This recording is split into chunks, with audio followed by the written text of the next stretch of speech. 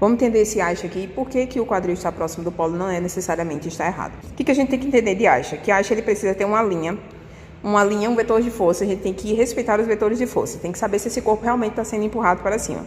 Então a gente tem que entender que a gente tem um ponto de punho, a gente tem um cotovelo, a gente tem um ombro e a gente tem um quadril lá atrás. E esses pontos, eles precisam se ligar. E quando eu fizer a conexão disso com o polo, ele tem que virar um triângulozinho. Se eu tiver uma quebra disso aqui, se eu tiver uma linha corporal onde eu tenha isso aqui, isso aqui, isso aqui atrás, e eu tenho um quadril posicionado à frente do ombro, aí eu teria um grandíssimo desalinhamento. Então, todas as vezes que houver essa quebra de linha lá no ombro, esse Aixa está completamente desalinhado por sobrecarga em ombro. O que nós temos aqui? Nós temos uma linha corporal maravilhosa, aqui no azul, bem bonita. Então, eu tenho um Aixa que ele está bem encaixado. Qual é o problema que não é problema?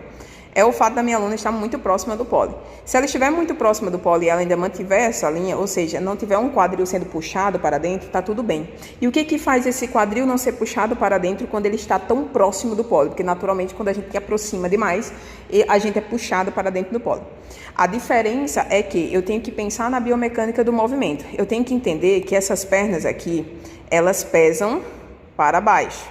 E elas puxam a gente para dentro. Beleza. A perna puxa para baixo, puxa para dentro. Tem que entender isso daqui.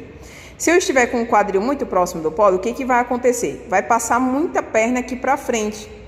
Passou a perna aqui para frente, ela vai fazer o quê? Puxar para baixo. Ok. Só que o que acontece aqui?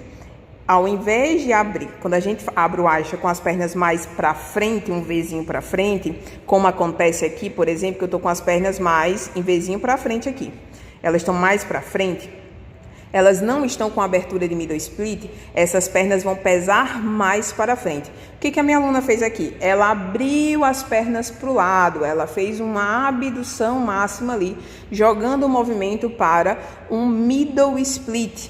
Quando a gente faz um middle split, que abre essas pernas para o lado, a gente tira o peso do corpo que puxa para frente. Então, quando as pernas estão para frente, elas estão pesando aqui, mas quando eu mando essas pernas para a lateral, elas abrem para o lado, elas distribuem o peso das pernas para o lado e para trás, e ela consegue manter o quadril próximo do pole por causa do middle split. Então, a gente tem várias compensações que a gente tem que pensar ali. Então, o movimento que ela fez aqui está certíssimo, tá? O ângulo não favorece enxergar que as pernas estão paralelas ao chão, mas elas estão paralelas ao chão. É uma visão de baixo para cima.